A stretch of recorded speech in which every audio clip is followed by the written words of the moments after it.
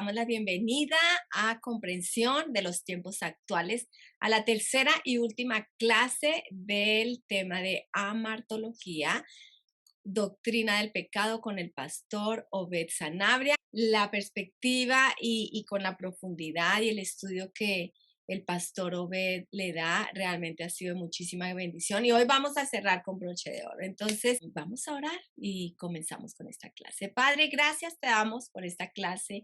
Gracias por el entendimiento que tú nos das sobre el pecado y cómo ves tú el pecado, dónde comenzó y cuáles son sus consecuencias.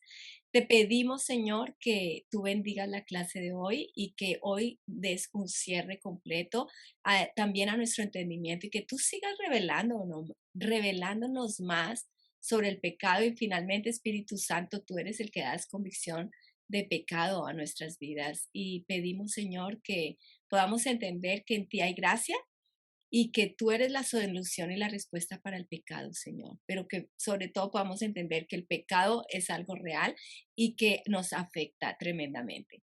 Te pedimos que bendigas esta clase en el nombre de Jesús. Amén. Bueno, Pastor Obed, le damos la bienvenida. Muy buenas noches. De verdad, para mí ha sido todo un privilegio toda esta experiencia. Y quisiera, para empezar en el tema del día, hablar de una historia. Recuerdo la primera vez que yo tuve un celular, mi primer celular en la vida. Estaba muy jovencito y en esa época los celulares eran pero muy costosos. Así que tener un celular en esa época era todo un lujo y las personas que tienen un celular los exhibían con orgullo porque eso era algo inalcanzable. Hoy todo el mundo tiene un celular y es muy fácil tener un celular y aunque son costosos, digamos que hay formas de adquirirlo de una manera muy sencilla. En esa época, pues tener un celular era una cosa muy complicada. Es más, los primeros celulares que estaban de moda, unas cosas así grandes que generalmente servían cuando ya de pronto no funcionaban para sostener la puerta, que no se cerrara, si un carro estaba en bajada para sostener el auto, ok, era una cosa inmensa. Y recuerdo alguna vez que estaba en un centro comercial y vi un letrero que decía, puedes adquirir tu celular fácilmente y el precio que daban era una cosa increíble, era menos de la mitad de lo que valía en el comercio. Yo dije, esta es mi oportunidad y mi presupuesto entonces alcanzaba para lo que decía esa promoción. Entonces yo dije, yo puedo hacerlo y entonces me hicieron ahí el estudio y claro que sí, y entonces ven y firma estos papeles y tenlo rápido. Y claro, uno de la emoción no leyó todo un montón de manuscritos que entregan o una cosa, es como una cartilla que al final tú firmas y jamás leemos la letra menuda. Yo firmé, me dieron el celular, estaba todo contento, pero después cuando empecé ya a leer la letra menuda, no me he dado cuenta que había firmado un compromiso a 2 años. Así que por 2 años tuve que pagar unas cuotas impagables y al final terminé pagando muchísimo más de lo que valía en el mercado. Así que eso que parecía atractivo fue nefasto para mi vida. Y tú no sabes todo lo que tuve que sufrir para desprenderme de ese plan, que era nefasto, que era lo peor, tal vez la peor decisión que he tomado en la vida. Y por 2 años tuve que sufrir las consecuencias de esa pequeña firma. Este es el tema del pecado, que en un principio parecería que suena atractivo, como que dice uno, wow, maravilloso, pero realmente trae unas consecuencias nefastas y terribles, no solamente a nuestra vida, también trae consecuencias nefastas a la sociedad. Y por eso quiero que hoy pensemos en ese tema. Ahora, debemos recordar en primer lugar lo que hemos estudiado. ¿Qué es el pecado?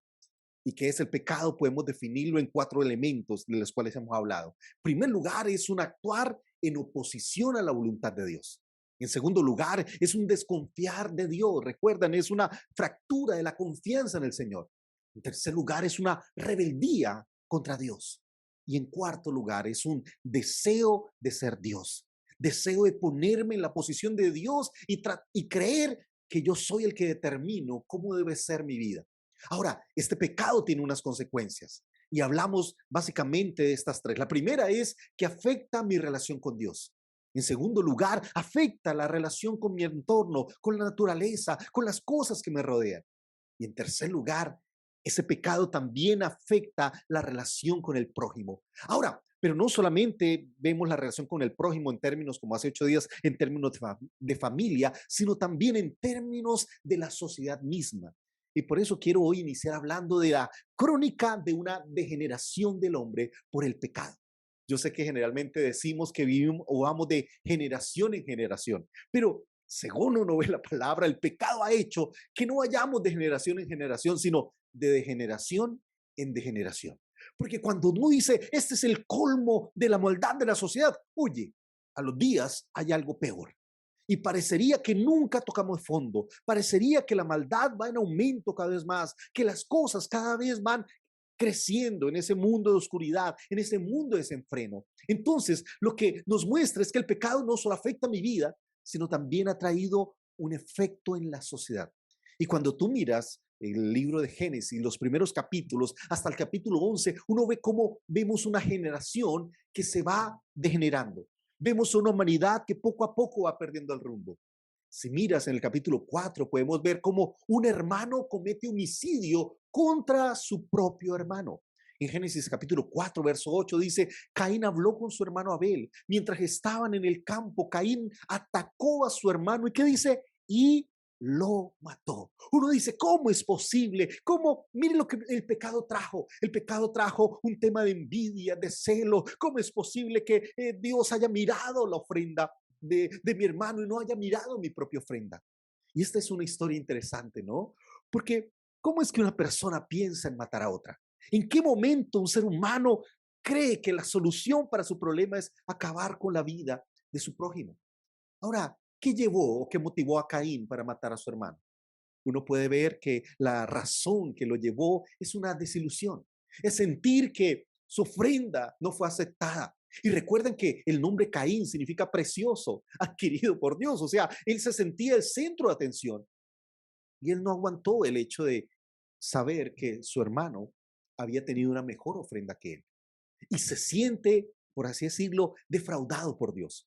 Como que Dios no le miró, no le tuvo la misma consideración que a su hermano. Y él está ahí un poco frustrado.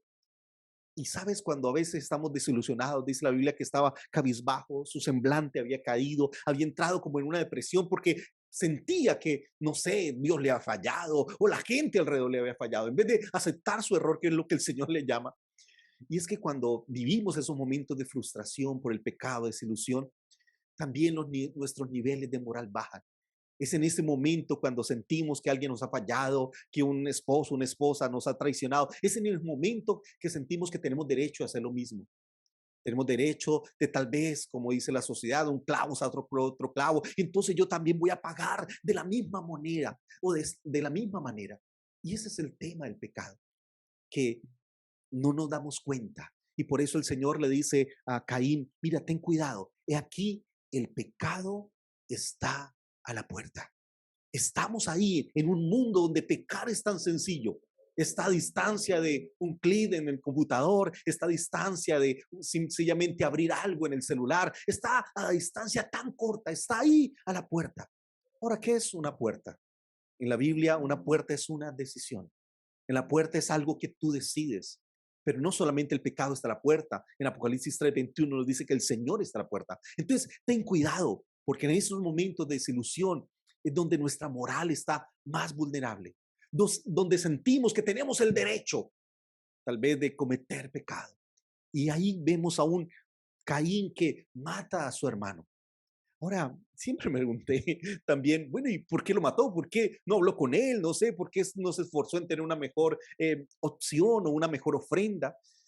Creo que en el fondo Caín tenía un sentimiento de no solamente de rabia, de enojo contra su hermano, sino también contra Dios.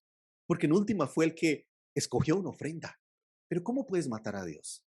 ¿Cómo puedes atacar a Dios? Pues ¿cómo lo puedo atacar? Haciendo todo lo que Dios dice que no haga, haciendo todo lo contrario a la voluntad de Dios.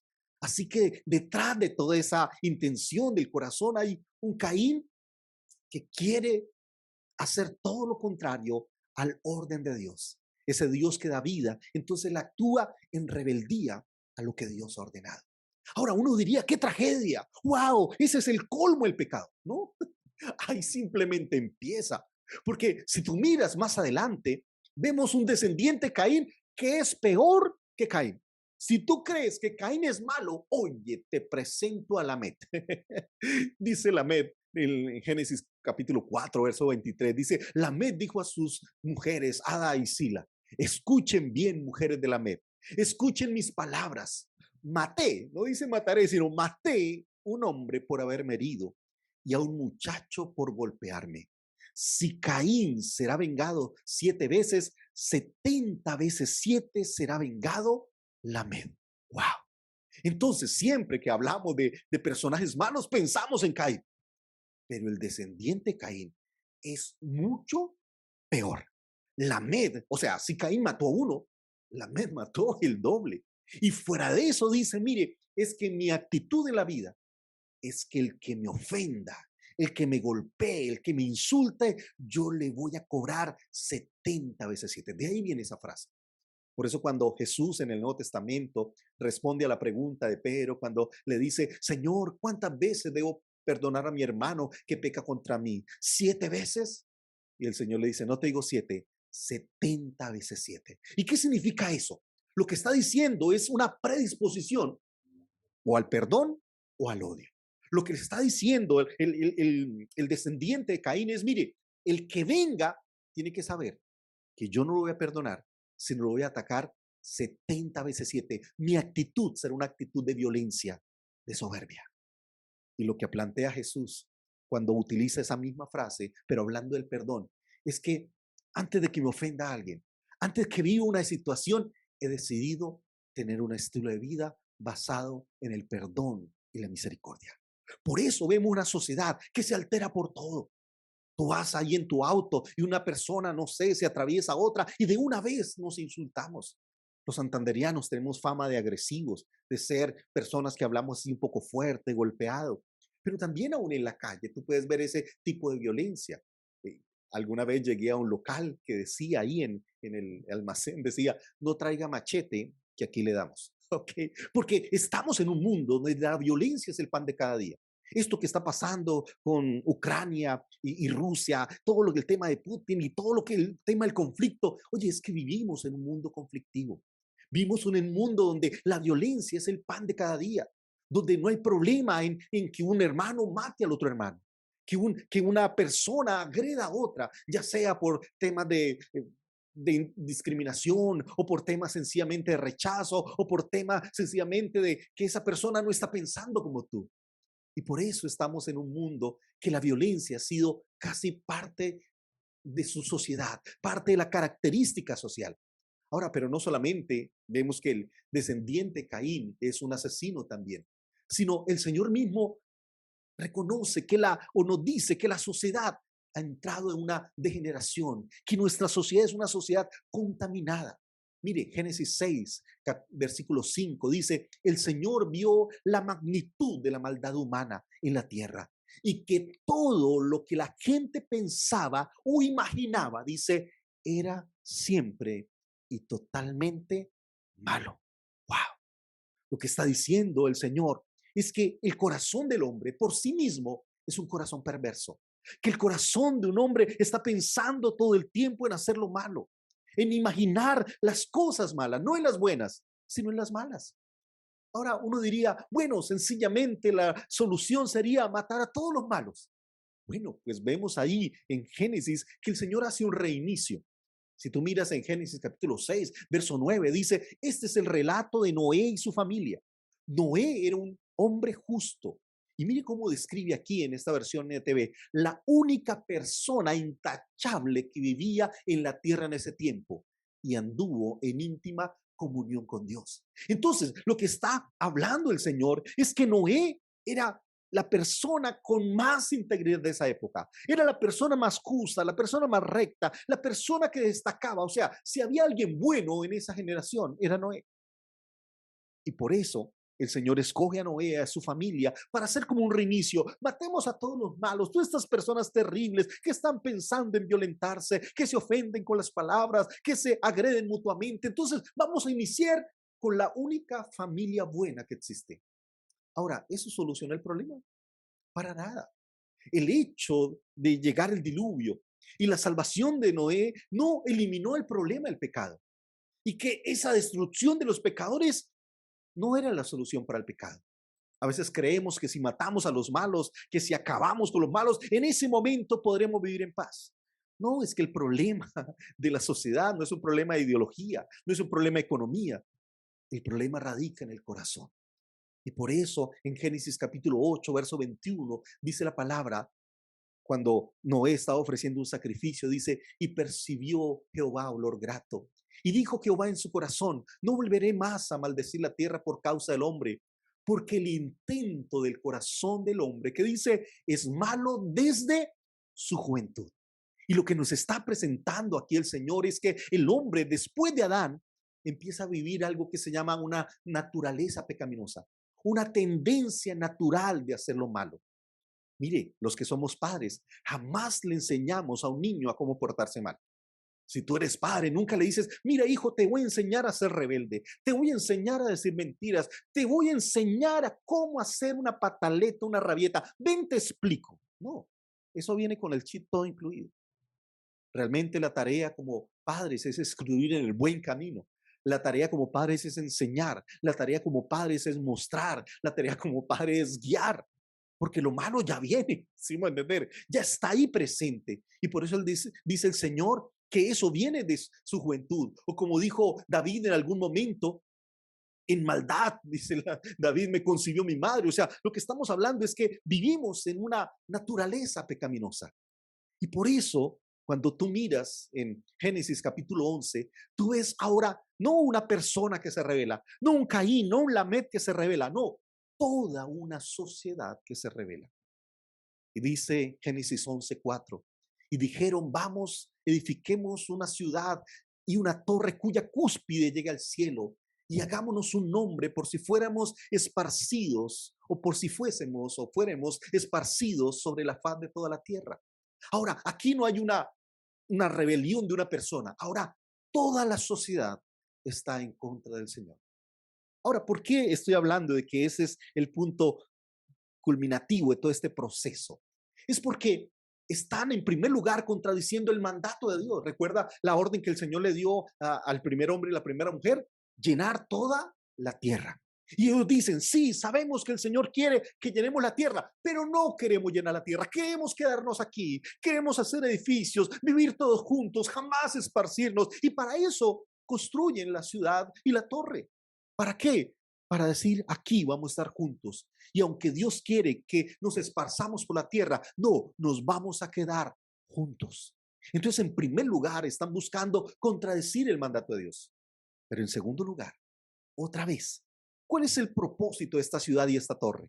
Dice, construyamos una ciudad y una torre cuya cúspide llegue a donde? Al cielo, y hagámonos un nombre. Otra vez, una sociedad que quiere entronarse a sí misma, una sociedad que quiere ser Dios para sí misma, una sociedad que quiere determinar sus leyes y sus propios principios de vida, donde ellos van a decir que está bien y que está mal. Entonces el problema no es de una persona, el problema al final es un problema de toda la sociedad. Y lo que podemos ver es que la sociedad es incapaz de resolver sus propios problemas, es incapaz de resolver sus propias necesidades. Y por eso vemos a partir del capítulo 12 de Génesis cómo Dios interviene, cómo ahora es el Señor el que plantea una solución para esta sociedad que se ha degradado, esta sociedad que se ha alejado, esta sociedad que se ha contaminado, esta sociedad que ha entrado en esos síndromes de violencia. Ahora, este reinicio de Dios me parece muy lindo porque arranca con un hombre que se llamó Abraham. Dice en Génesis 12, del 1 al 3, el Señor le había dicho a Abraham, deja tu patria y a tus parientes y a la familia de tu padre y vete a la tierra que yo te mostraré y haré de ti una gran nación. Te bendeciré y te haré famoso y serás una bendición para otros. Bendeciré a quienes te bendigan y maldeciré a quienes te traten con desprecio. Y le dice, todas las familias, dice, de la tierra serán bendecidas por medio de ti. Entonces mira cómo el Señor ahora trata un plan de restauración. Y en ese plan de restauración escoge una persona, no para sencillamente bendecirla a ella nomás, sino que esta persona sea un instrumento de bendición, de restauración a todas las naciones. Y por eso Dios a través de Abraham escoge un pueblo que llamamos y conocemos todo como el pueblo de Israel. Ahora, a ese pueblo de Israel el Señor lo escoge, lo redime, le enseña algo importante que es su ley, esa ley de Dios. Ahora, ¿qué significa que el Señor haya dado la ley?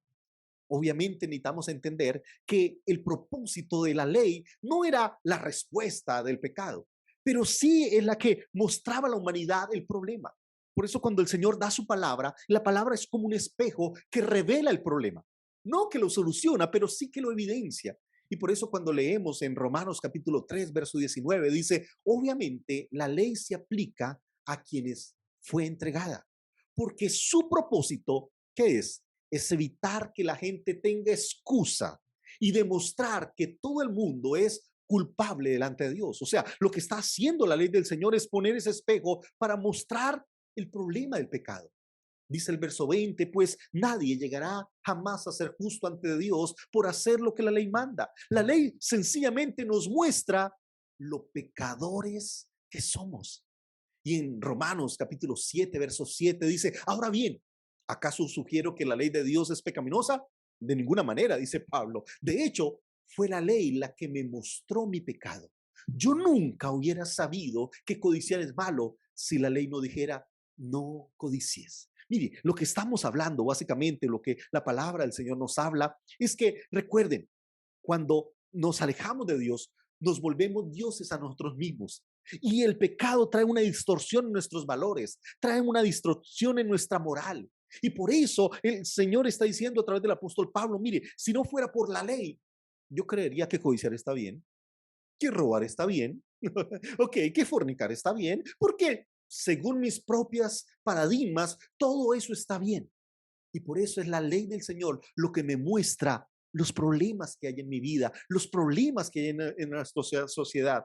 ¿Por qué? Porque la ley es santa, es pura, es íntegra, pues viene de parte de Dios. El mandamiento de Dios es recto, es justo, es bueno. La ley es espiritual porque no viene del hombre.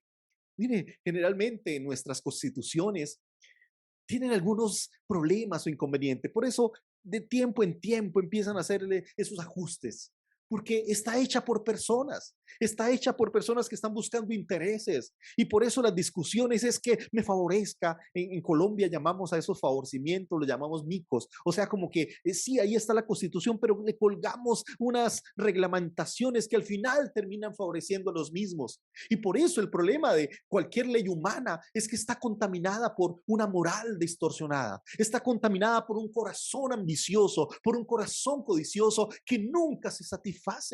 Y por eso cualquier ley humana está mancillada por nuestro propio pecado. Sin embargo, la ley de Dios es pura. Ahora, ¿cuál es el problema? Que la ley es espiritual, pero nosotros no somos espirituales. Aunque la palabra de Dios es pura, nosotros no somos puros, porque la ley es debilitada por nuestra naturaleza pecaminosa. Aunque la ley me dice algunas cosas que debo hacer, en el fondo mi corazón decide hacer todo lo contrario a lo que el Señor me dice.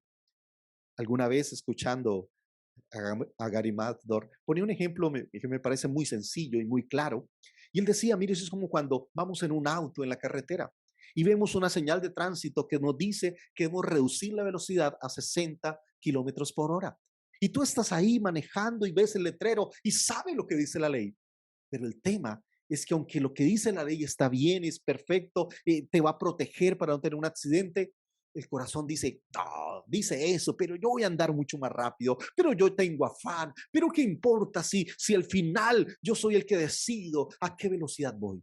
Entonces ahí está la ley, te muestra el peligro, te está diciendo, esta es tu manera de andar, pero al final esa ley no puede hacer nada para cambiar la actitud de tu corazón. Alguna vez he contado la historia de una persona que vio el semáforo que había cambiado en rojo y decidió acelerar. Sí, el semáforo iba a cambiar para decir rojo alto, pero él decidió acelerar porque iba de afán. Y sin darse cuenta, más adelante había un policía de tránsito. Y entonces lo paró y le dijo, señor, usted no vio el semáforo. Y el señor le dice, oye, yo el semáforo sí lo vi. Al que no vi fue usted. Porque parecería que necesitamos un policía, parece que necesitamos una autoridad para que nos reclame y cuando vemos que eso tiene consecuencias económicas, entonces allá actuamos. Cuando vemos un policía de tránsito, cuando vemos a alguien del ejército, cambiamos nuestro comportamiento. Pero no porque queremos hacerlo, sino por temor, por miedo a una multa, por miedo a una consecuencia económica, por miedo de pronto hasta la cárcel y de pronto hasta que nos quiten el vehículo. Pero no porque deseamos hacerlo. Es más, lo que dice el apóstol Pablo es que el pecado despierta en nosotros toda clase de codicia. Mire, los seres humanos somos interesantes. Todo lo que a ti te prohíben, como que en el fondo es lo que tú quieres hacer. Si estás en una reunión y de pronto alguien te dice, no mires para atrás, tú dices, ay, me dijo que no mirara. Ay, ahora me dieron ganas de mirar. Ay, ¿qué hay atrás? No, no, no, yo no me puedo quedar con la duda. Oye, parece que el no, parece que lo prohibido termina siendo más atractivo. Mire, cuando Salomón, bueno, Salomón no, pero los que escribieron Proverbios en su primera parte, pues la primera parte de Proverbios no fue escrita por Salomón, después que empiezan ya los Proverbios de Salomón, la primera parte parece que escribieron esos padres preocupados por sus hijos, pero uno del tema que trata es el tema un poquitico de la inmoralidad sexual. Y cuando habla de aquel que deja a la mujer de su juventud, dice por la ajena, por la extraña, por la prohibida. Y ese es el gran tema en el cual luchamos, que nos atrae lo extraño, lo ajeno, lo prohibido. Y es el tema del pecado, que parece que eso prohibido genera mucho más ansiedad, mucho más ganas, mucho más voluntad. Y es el problema del pecado, que hace que lo ajeno, que lo que no está bien, termine seduciendo nuestra vida. Y hay un ejemplo en la palabra que es el mismo pueblo de Israel. Cuando tú miras el trato de Dios con el pueblo de Israel, ves un pueblo en el cual Dios te escoge a través de Abraham. Dios se compromete con ese pueblo. Dios lo bendice, lo redime de la esclavitud de Egipto. Es más, lo sostiene 40 años en el desierto. Después entra en pacto con ellos para ser el Dios de ellos, le da una tierra prometida. Sin embargo, tan pronto como pueden, ese pueblo continuamente se aparta de Dios. Continuamente, en la menor oportunidad, buscan otros ídolos, hacen todo lo contrario a lo que el Señor les ha dicho. Y el Señor resume toda la vida del pueblo de Israel. Aunque el pueblo de Israel había conocido la ley de Dios, aunque había visto la manifestación de Dios, aunque había visto los milagros de Dios, wow, cuánto le costó obedecer a Dios. Porque siempre había una tendencia a hacer todo lo contrario a lo que Dios le decía. Es más, en Isaías capítulo 5, el Señor hace una ilustración del problema de Israel. Y dice en el versículo 1, cantaré en nombre de mi amigo querido una canción dedicada a su viña. Mi amigo querido tenía una viña en una ladera fértil. La cavó, la limpió de piedras y la plantó con las mejores cepas. Edificó una torre en medio de ella y además preparó un lagar. Él esperaba que diera buenas uvas, pero acabó dando uvas agrias. Dice el verso 3, y ahora, hombres de Judá y habitantes de Jerusalén, juzguen entre mi viña y yo. ¿Qué más podría hacer por mi viña que no lo haya hecho? Yo esperaba que diera buenas uvas. ¿Por qué dio uvas agrias? Voy a decirle lo que haré con mi viña. Le quitaré su cerco y será destruida. Derribaré su muro y será pisoteada. La dejaré desolada y no será podada ni cultivada. Le crecerán espinos y cardos. Mandaré que las nubes no lluevan sobre ella. La viña del Señor Todopoderoso es el pueblo de Israel. Los hombres de Judá son su huerto preferido. Él esperaba justicia, pero encontró río de sangre. Esperaba rectitud, pero encontró gritos de angustia. Wow. ¿Qué está diciendo el Señor? Mira, pueblo de Israel, yo les di todo. Les di mi palabra, les di mi amor, yo los escogí, yo los traje con alas de águila, yo los puse en una tierra prometida, los rodeé de bendiciones, hice que pudieran construir una ciudad enorme cuyas murallas son fuertes, un templo maravilloso, pero en vez de justicia encontré vileza, en vez de una vida de integridad encontré ríos de sangre, ríos de injusticia. Y por eso el Señor dice, ¿qué más hago? ¿Qué más les doy? Entonces voy a disciplinarlos. Entonces voy a derribar sus murallas y voy a dejar que los demás los pisoteen para ver si aprenden, para ver si reaccionan. Y por eso uno ve cómo el Señor permite que el pueblo de Israel sea exiliado. Ahora, ¿eso soluciona el problema? ¿Será que el exilio acabó con el pecado? No. Si tú miras en Ezequiel capítulo 36, verso 19, dice, los dispersé entre las naciones y quedaron esparcidos entre los diversos pueblos. Lo juzgué según su conducta y sus acciones. Dice, verso 20, pero al llegar a las distintas naciones, ellos profanaban mi santo nombre, pues se decía de ellos, son el pueblo del Señor, pero han tenido que abandonar su tierra. Así que tuve que defender mi santo nombre, el cual los israelitas profanaban entre las naciones donde iba.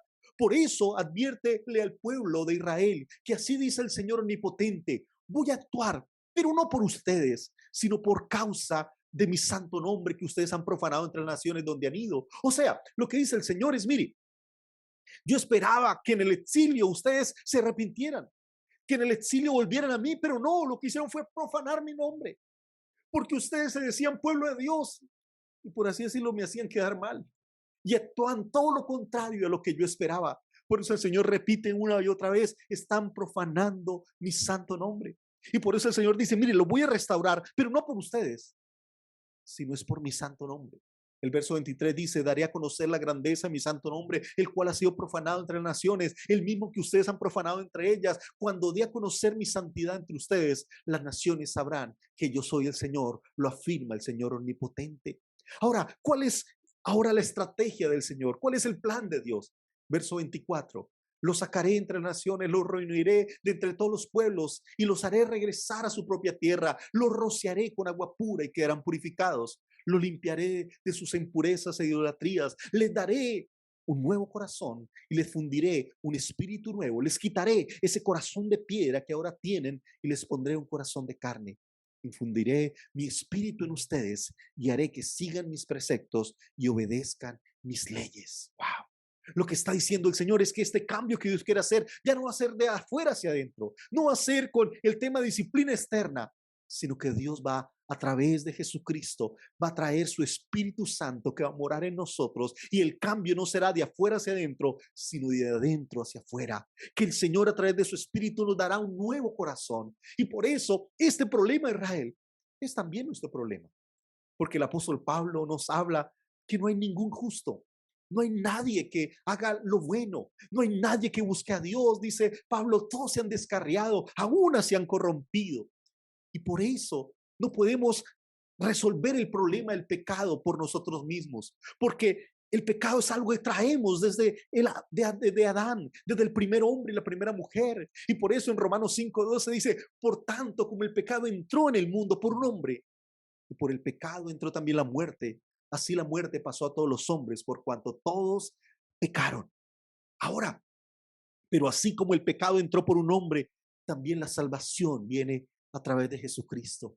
Y Romanos 5:17 dice, pues si por la transgresión de uno solo reinó la muerte, mucho más reinarán en vida por uno solo, Jesucristo. Los que reciben la abundancia de la gracia y del don de la justicia. Así que como por la transgresión de uno vino la condenación a todos los hombres, de la misma manera, por la justicia de uno vino a todos los hombres la justificación de la vida.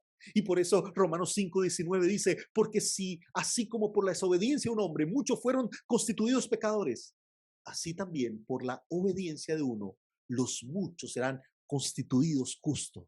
Pero la ley se introdujo para que el pecado abundase, mas cuando el pecado abundó, ¿qué dice? Sobreabundó la gracia. ¡Wow!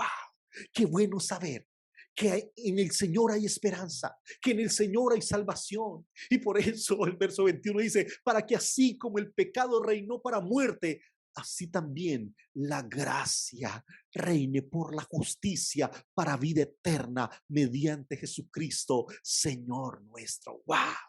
Lo que está diciendo es que el Señor vino para restaurarnos de esa vida de pecado. Que así como lo que hizo Adán marcó a toda la humanidad, a través de Jesucristo todos tenemos vida. Ahora, pero yo sé que cuando pensamos en nosotros mismos, pensamos en niveles de moral muy curiosos, ¿no? Si yo te digo si eres una persona buena, todos decimos, sí, no, yo soy alguien bueno. Oye, yo soy alguien recto. Malo mi vecino. Y si vas y le preguntas al vecino y dice, no, malo no, malo Hitler, malo esas personas, Nerón, ese sí era malo. porque todos somos buenos en nuestra propia opinión. Y a veces no hemos entendido que yo no soy pecador porque peco. Es todo lo contrario. Es porque es peco porque soy pecador. Y tú dirás, pero ¿cómo puedo llegar a pecar? Pues es muy sencillo. Yo puedo pecar desde una disposición del corazón. En Génesis 8:21, como leíamos, dice que el intento del corazón del hombre es malo desde su juventud. O como decía el Salmo 51, en maldad he sido formado y en pecado me concibió mi madre. Entonces, aún como disposición del corazón ya es una manera de ofender al Señor. Ahora también lo puedo ofender o pecar desde un pensamiento o como un impulso. El apóstol, el Señor decía ahí en Mateo 5:27, dice, el que mira a una mujer para codiciarla, dice, ya adulteró con ella. ¿En dónde?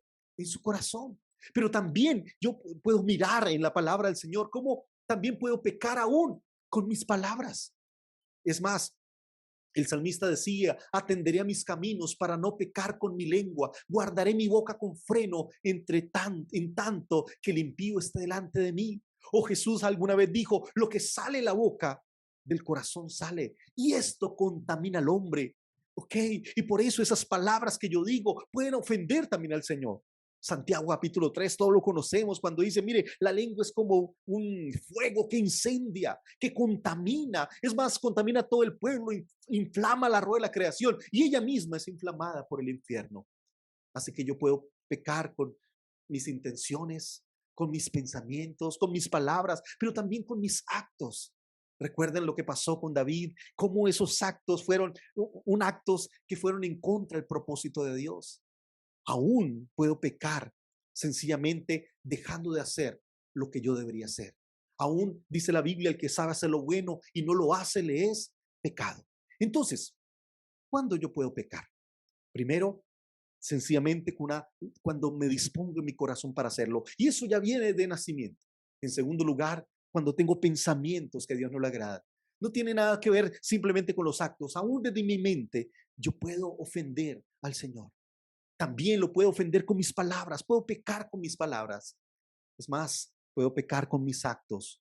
O sencillamente cuando pudiendo ayudar, cuando pudiendo colaborar, cuando pudiendo restaurar, cuando pudiendo ayudar a alguien que está en necesidad, no lo hago. Cierro mi corazón, me vuelvo una persona que como ciega, que no ve ese problema. Y ahí también estoy ofendiendo al Señor. Por eso, cuando hablamos de pecado, es algo que hacemos todo el tiempo.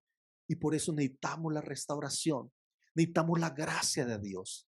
Ahora, hay algo que no está en la presentación, pero que quisiera compartir, porque no hemos notado todo lo que el pecado involucra y afecta. Como les decía, el tema del pecado es que tiene, por así decirlo, tres dimensiones. Afecta, en primer lugar, tu relación con Dios, ofendes al Señor, te alejas de Él. La otra es que el pecado también tiene una marca en nosotros y deja algo que se llama rebeldía. Entonces el pecado afecta a Dios en primer lugar. Segundo, deja en mí una marca que es rebeldía. Y en tercer lugar, afecta a mi prójimo. Y lo voy a explicar de una manera muy sencilla. Yo sé que el Señor nos perdona. Y cuando venimos al Señor, dice la Biblia, que cuando reconocemos nuestros pecados, cuando los confesamos y nos apartamos, dice Dios, Él es fiel y justo para perdonarnos, para limpiarnos, para sanar esa maldad. Así que en esa relación con Dios es la más grave, pero qué lindo que tiene respuesta en la gracia. Ahora sí, Dios me perdona. Pero ¿cuál es el tema del pecado? Que queda en mí una marca, una lucha. Yo siempre he admirado recuerdan cuando en la cruz del Calvario hay unos ladrones al lado y siempre se nos ha hablado de que Jesús murió al lado de dos ladrones, un ladrón bueno y un ladrón malo. Yo no conozco un ladrón bueno. Bueno, ¿por qué? Porque robaba poquito o porque daba las gracias, dejaba una nota, dejaba un souvenir. No, era bueno, pero para robar. Era malísimo, pero lo estaban matando porque el tipo se robaba hasta un hueco. No, una cosa impresionante. Ahora, yo no digo que es un ladrón bueno, un ladrón de buenas. ¿Por qué? Porque aunque ya estaba a punto de vivir una vida de condenación eterna, aprovechó la gracia, aprovechó la misericordia de Jesucristo, se arrepintió, confesó su pecado y le dice, Señor, yo entiendo que estamos aquí por nuestra propia culpa, por nuestras propias consecuencias. No le pidió que lo bajara a la cruz, no. Dijo, Señor, acuérdate de mí cuando entre en tu reino. O sea, está declarando que Jesucristo es el Rey. Y a pesar que estaba viendo a Jesús en la cruz, podía ver en él la esperanza de gloria, la esperanza de misericordia. Y aprovechó esa gracia. Por eso el problema del pecado, más que el pecado, es la distancia. Porque si tú estás lejos de Dios, estás lejos de su misericordia, estás lejos de su perdón. Mire, si este ladrón lo hubiesen colgado 10 metros lejos, se hubiese ido para el infierno. Qué bueno que lo colgaron al lado de Jesús, porque aprovechó su gracia. Un ejemplo de esto es, no sé, la mujer adúltera, ¿recuerdan? La tomaron con las manos en la masa. El tema es dónde estaba la masa, porque no adultera solo. La llevaron a ella. Imagínate la vergüenza para esta mujer. Imagínate el sentimiento que ella estaba pensando, qué desgracia. Y fuera eso, la toman y la llevan ante Jesús. ¡Wow! Ella dijo, se me acabó la vida. No, yo prefiero morir. Gracias, porque me van a matar, porque no quiero seguir viviendo en esta situación tan incómoda. Toda la gente creyeron que la estaban castigando al llevarla delante de Jesús. Déjeme decirte algo, no fue un castigo, porque le hicieron, fue un favor. La llevaron al único que podía perdonarla y limpiarla. Ahora, volviendo al tema del ladrón al lado de la cruz. ¿Qué le dijo el Señor? Hoy mismo estarás conmigo en el paraíso. Claro, él fue restaurada su relación con Dios. Y eso sí es un cambio extremo. Pasó de una condenación eterna a disfrutar de las bendiciones de la vida eterna, del reino eterno en el Señor. Eso es maravilloso. Ahora, el tema es qué pasa si sigue vivo. Porque toda su vida va a luchar con esa inclinación a robar. Aquí en Colombia hubo un personaje macabro que abusó de niños, que hizo unas crueldades impresionantes, muy pero muy famoso. Y después salió la noticia que este personaje se había hecho cristiano. Y yo diría, bueno, no sé si esa conversión fue real, fue genuina. No puedo juzgar, ¿ok? Pero aunque si él fue cristiano, jamás lo colocaría de director de escuela dominical o de niños. Jamás. Sí, Dios lo perdonó, pero el pecado deja en nosotros cicatrices. ¿Recuerdan con el tema de la desnudez? Yo les decía, sí, yo sé, el pecado hizo que tuviéramos vestiduras. Y aunque el Señor nos perdona y nos restaura, tenemos que seguir usando vestiduras, porque el pecado deja marcas en nuestra vida. Es más, alguna vez el apóstol Pablo dice, el que peca, especialmente en el tema de adulterio, contra su propio cuerpo peca. Entonces, el tema del pecado no solamente es lo que afecta en mi relación con Dios, es que también está dejando marcas en tu corazón, huellas que dañan en tu corazón. Ahora, y tú dirás, pastor, ¿qué hago con esas marcas? Porque todos sabemos que si pecamos, pues podemos acudir a la misericordia y la bondad del Señor, que necesitamos en primer lugar reconocer nuestro pecado, segundo, acercarnos al Señor y tercer lugar, confesar, arrepentirnos, cambiar de manera genuina. Por eso la Biblia dice, el que confiesa su pecado y se aparta, el que entra en esa metanoia, en ese cambio de mentalidad, el que vive esa nueva vida con Dios, dice, alcanza la misericordia. Ahora, pero ¿qué hacer en el tema de la rebeldía? Porque es un segundo elemento que no habíamos tomado en cuenta. Para la rebeldía, el Señor nos provee algo que se llama la disciplina. Por eso Hebreos decía, si soportáis la disciplina. Voy a poner el ejemplo de David. David cometió, bueno, yo les decía, el pecado más profundo fue en ese desprecio a Dios, ¿ok? Pero también hubo otros pecados como adulterio, como homicidio, ¿ok? Y la pregunta es, ¿qué hace el Señor?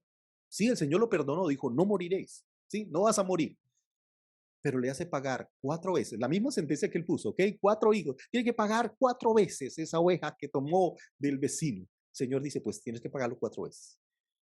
Y el primer pago es ese hijo pequeño que muere. Y es esa disciplina, aunque Dios amaba a David, le hizo pasar ¿por qué? Por la disciplina. Y tú ves que después de esa disciplina, nunca jamás ves a David otra vez mirando, ahí saliendo otra vez a mirar quién se está bañando. Oye, la disciplina nos ayuda a cambiar. Por eso si soportamos la disciplina, Dios nos trata como a hijos. La disciplina es necesaria para cambiar esas marcas, esas torceduras, esas laceraciones, esas huellas que deja el pecado en nuestra vida. Así que en primer lugar, necesitamos restaurar mi relación con Dios. Segundo, necesitamos restaurar a nosotros mismos, porque en nosotros quedan huellas. Sí, el Señor nos perdonó, pero hay algo más. Y por eso necesitamos la disciplina. Otro elemento que les sugiero es el ayuno. ¿Cuál es el propósito del ayuno? Romper ataduras. Yo no ayuno para hacer que Dios haga lo que yo quiero, no.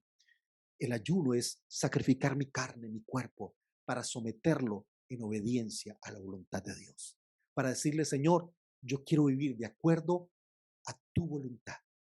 ¿Ok? Entonces, la primera dimensión del pecado es relación con Dios. La segunda, la marca en mi propia vida. Y en tercer lugar, todo pecado deja una inequidad, deja una injusticia con mi prójimo. ¿Recuerdan cuando el hijo pródigo se acerca una vez al padre? Dice, he pecado contra el cielo, contra Dios y contra ti. Y tú puedes ver los tres elementos. Primero, el hecho de deshonrar a su padre hizo que él mismo quedara esa huella, ¿no? Terminó comiendo casi que con los cerdos, terminó viviendo esa vida de tragedia, así que se hizo daño a sí mismo. En segundo lugar, le hizo daño a Dios. He pecado contra Dios, pero también he pecado contra quién? Contra su padre. Y creo que ese es el tema. Cuando pecamos, uno diría, no, es que el pecado solo me afecta a mí. No, ese pecado afecta a tu esposo, a tu esposa, afecta a tus hijos, afecta a la sociedad que te envuelve. Y por eso en el pecado hay esa injusticia. Yo no sé si les llamó la atención, pero cuando en la Biblia se habla de los sacrificios de expiación por el pueblo, esos sacrificios se daban tres corderos. ¿Por qué tres corderos? Porque creo que hay esos tres elementos. Es más, tú puedes ver en la Biblia cómo están los tres, ¿no? Cuando dice, mi pecado te declaré, no encubrí mi iniquidad y confesaré las transgresiones. Otra vez están esas tres palabras que están en hebreo maravillosas, porque las tres significan eso. Una falta, ofensa contra Dios. Segunda, una torcedura en mi mal proceder. Y tercero, una injusticia con mi prójimo. Y esas tres palabras están ahí claves. Y por eso cuando peques, el tema no es solamente que estás ofendiendo a Dios. Sí, ese es el más grave y puede dar la condenación eterna. Pero hay otras dos consecuencias. Ahora, ¿qué haces en esa iniquidad, en esa injusticia? Tú tienes que restituir. Si fallaste, si prestaste un dinero, si lo robaste, trata de devolverlo. Trata de decir, no, ay, perdóname por el dinero que no te pagué. No, intenta devolverlo. Tal vez dígale, mire, no puedo ahora, pero te voy abonando, pero haz el esfuerzo, pon en tu corazón ese ánimo y pídele al Señor que te ayude a recompensar. Ahora, si usted dice, pero no hay manera de hacerlo porque tal vez la persona ya no está, entonces hay buenas obras. Empieza a hacer actos de misericordia. Empieza a, por así decirlo, a tener ese pago. Recuerde que en uno de los corderos no se sacrificaba, sino se enviaba al desierto, ¿recuerdan eso? Como pago, como diciendo, mira, es una deuda que dejaste, es una consecuencia a otras personas. Y por eso debo pedirle al Señor por cuánto daño le he hecho a mis hijos, a mi esposa, aún a la iglesia. ¿Cuántas personas han sido afectadas por mi pecado? Y es ahí donde debo entender esas tres dimensiones del pecado. En mi relación con Dios, conmigo mismo, dejo una marca, dejo una huella. Y en tercer lugar, con mi prójimo, como otros son afectados. Recuerda cuando el Señor le dijo al hombre, la tierra será maldita por tu causa. Entonces el pecado no solo afectó a Adán, no solo afectó al hombre, no solo afectó por así decirlo, su relación con Dios, también otros fueron afectados. La creación fue afectada. La tierra, sin haber hecho nada malo, recibe el castigo por el pecado del hombre. Entonces, por eso el pecado tiene esas tres dimensiones. Afecta tu relación con Dios, te afecta a ti y te genera una rebeldía. Y en tercer lugar, también te hace ser injusto, te crea una injusticia, una inequidad. Entonces, por eso necesitamos venir al Señor. Y permítame terminar con una oración que todos conocemos. Yo sé que muchas veces la hemos visto como un cliché, y hemos visto esta oración como algo que a veces ni oramos los cristianos porque sentimos que nos volvemos religiosos y rezanderos. Pero tal vez necesitamos volver a recuperar una oración muy conocida, que es el Padre Nuestro. Me llama la atención que alguna vez cuando Martín Lutero habló del Padre Nuestro, él sugirió que cambiáramos las palabras y lo hiciéramos personal. Y quiero hacer esa conversión aquí con ustedes y que pudiéramos orar así. ¿Y cuál debería ser la oración de todos los días? Señor, que tu nombre sea santificado en mí, que tu nombre sea glorificado en mi vida. Señor, que tu amor y tu gracia se reflejen en mí, que tú reines en mi vida, que en mi vida se haga tu voluntad, que yo pueda cumplir tus propósitos en mí. Creo que ese es el llamado que debemos orar cada día. Señor, que tu nombre sea santificado y glorificado en mí, que tu amor y tu gracia se reflejen en mí, que tú reines en mi vida, que se haga tu voluntad en mi vida y que yo pueda cumplir tus propósitos perfectos. Amén. Que esa sea nuestra oración cada día. Dígale, Señor, quiero vivir una vida para santificar tu nombre, para glorificarte a ti. Señor, yo quiero ser un reflejo de tu amor y tu gracia. Señor, yo quiero que mi vida sea un reflejo de tu reinado, que pueda vivir para hacer tu voluntad y para cumplir tus propósitos perfectos. En el nombre de Jesús. Amén. Dios le bendiga. Muchas, muchas gracias. Es muy claro el tema sobre el pecado. Y yo sí quisiera, el pastor Obed, que nos ayudara en algo. El papel de la iglesia, porque es que ahora obviamente se le llama a lo malo bueno y a lo bueno malo.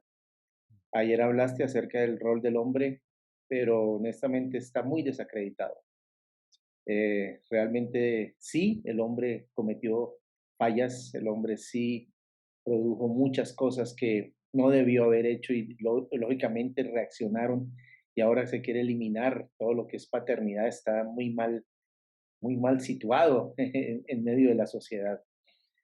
En sí, ¿cuál debe ser nuestro papel en este momento ante esta situación? ¿Cómo debemos demostrar en forma práctica que Cristo sí tiene una respuesta en medio de una situación donde la gente está amando las tinieblas? Pastor, cuéntanos, ¿qué hacemos? Yo creo que parte del propósito de esta clase, y creo que esa es como la motivación por la cual lo hacemos, no es sencillamente para hacer una disertación teológica y para, como dijo el filósofo o el caníbal conmiéndose al filósofo, el que sabe, sabe. No, aquí no se trata de impresionar con conocimiento. He tratado de dejar a un lado todos los presupuestos más teológicos y técnicos y ser lo más sencillo, eso es lo que me cuesta. Pero creo que estamos llamados a eso, a ser una luz en medio de las tinieblas. Estamos llamados a mostrar. Si yo estoy esperando que la sociedad cambie y eduque correctamente a mis hijos y muestre la verdad, ahí nos quedamos esperando, porque ellos no son la luz del mundo, es la iglesia la que está llamada a alumbrar con la palabra de Dios. Y creo que hemos dejado que este boom de, de que ya el culto se volvió un spa espiritual. ¿Qué significa spa espiritual? Que voy para sentirme bien, que voy para que me hablen bonito, que voy para entretenerme. Y creo que es algo que el Señor denuncia con mucha severidad, porque le dice, ustedes profetas se han vuelto es serenateros, cantores de amores. O sea, hablan para endulzar el oído, hablan para que la gente escuche lo que quiere escuchar. Y en este boom de opciones, que si quiere la gente va o si no la ve por internet, y entonces escogen el enlace, qué palabra le gusta. Entonces, quiere escuchar, pero para satisfacer sus propios apetitos. Creo que necesitamos una iglesia que no esté pensando en lo que la gente quiere oír, sino que en lo que la gente debe oír. Porque si perdemos nuestra función profética, si perdemos nuestra, y no profética, por favor, quiero que entendamos profecía no como hablar del futuro, sino como aquel que comunica el mensaje de Dios. Por eso el Señor dice, si hubiesen estado en mi secreto, habrían hecho o habían dado mis palabras al pueblo y ellos habían escuchado mi voz. Pero sencillamente nos volvimos, fue un ministro de entretenimiento. Entonces tengo que ser lo más chistoso, lo más gracioso para reunir multitudes, porque al final eso es lo que vende, porque al final eso es lo que entre comillas sostiene mi ministerio. Si hay más fieles, entonces hay más ingresos, si hay más ingresos, hay más fama y entonces gano más like y me vuelvo viral en las redes sociales. Y la pregunta es, ¿a quién estamos buscando la aprobación? Cuando el apóstol Pablo llama a Timoteo, dice, preséntate a Dios aprobado. No dice, preséntate a la gente aprobado. No dice, preséntate al gobierno aprobado. No dice, ni siquiera, preséntate a tus líderes eclesiales. Dice, preséntate a Dios. Y la pregunta es si es el llamado como iglesia. Si el Señor mirara nuestros contenidos eclesiales, ¿qué diría? Porque no es la aprobación de la gente. Este culto me gustó. No, muchas veces he dicho, yo no vengo aquí para agradarles. Y cuando me invitan, dice, y si no me quieren volver a invitar, no tengo ningún problema. Yo vengo aquí a agradar al Señor. Y este año tuve el privilegio de predicar en la Convención Nacional de la Iglesia Cuadrangular aquí en Colombia. Y estuve orando por esa palabra porque Dios me dio una palabra demasiado, demasiado fuerte. Yo siento hasta el día de hoy, dije, Señor, me siento Jeremías, me siento diciendo lo que nadie quiere escuchar. Y veía la cara de muchos en ese rechazo porque tuve que hablar cuestionando muchas de nuestras cosas, de nuestras falencias. Y yo les decía, sí, me voy a ganar la antipatía y en la vida me volverán a invitar, así que ustedes han sido, han tenido gracia conmigo. Ah, pero al final yo le decía, Señor, yo sé que estuve en oración, que esta palabra no la di porque quería, sino porque sabía que necesitaba, que era necesaria dar, basado 100% en la palabra de Dios. Y yo sé que a eso estamos llamados. Es más, hablando de prédicas en YouTube, hay una que quiero invitarles a que miren, se llama Cueva de Ladrones. Es la primera vez que uno ve a Dios furioso. La pregunta es, ¿o a Jesús furioso? ¿Por qué Jesús estaba tan furioso? ¿Qué fue lo que tanto enfureció a Jesús? Y por eso les invito ahí en YouTube, Cueva de Ladrones. Creo que es una palabra muy pertinente para la iglesia hoy en día, porque hemos dejado de ser luz y nos hemos vuelto un centro de entretenimiento, un centro de spa espiritual donde nuestras predicaciones es cómo Dios te va a bendecir, cómo Dios te va a prosperar, alcanza tu bendición, pelea por tu bendición, mira cómo Él... Y hemos perdido ese llamado de ser luz. Sí, yo creo en un Dios que bendice, claro que sí, claro que sí. Y, y por favor, también hablo de eso. Pero a veces poco se habla de pecado, poco se habla de confrontación, poco se habla de lo que hablamos ahorita en familia. Mire, me pasó, estaba en estos días una reunión de pastores a nivel centroamericano y latinoamericano, y compartiendo ahí en el grupo, les dije, yo tengo una serie sobre Abraham, y mi teoría es que Abraham fue un gran hombre de Dios, un gran hombre de fe, un buen padre de la fe, pero un pésimo esposo. Y les mostré cómo sus problemas familiares por el pecado están ahí reflejados. Y después de que le expliqué todo eso, me dice el pastor, me dañaste el sermón, porque justo iba a hablar de Abraham como modelo en todo el sentido de la palabra. Dijo, ya tengo que pensar en otra cosa, porque ya no puedo predicar después de lo que me dijiste, lo que me mostraste. Y creo que la Biblia, me encanta que la Biblia no busca justificar los pecados. Mira que David es el rey más admirado, pero denuncia sus pecados. Y a veces nosotros espiritualizamos. Yo le decía, mira, empieza por, cambia el nombre de Abraham y ponle otro nombre. ¿Y qué piensas de un hombre que le dice a su esposa que es su hermana para beneficiarse de ella? Y que no defienda a su esposa. Es más que le dice, ahora me doy cuenta que eres hermosa. Di que nunca le había dicho que era hermosa.